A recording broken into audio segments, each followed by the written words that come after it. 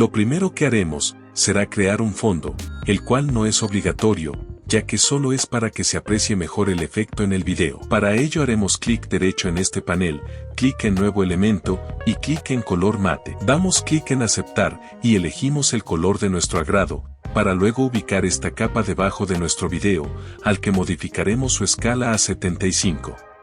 Buscamos el efecto 3D básico y lo arrastramos a nuestro video. En controles de efectos, buscamos sus controles y hacemos las siguientes modificaciones. En inclinar pondremos -20 y en girar también colocaremos -20, pero aquí crearemos dos fotogramas claves, así que haremos clic en el reloj para crear el primero. El segundo fotograma clave lo crearemos en el último fotograma de nuestro video, con un valor de 20.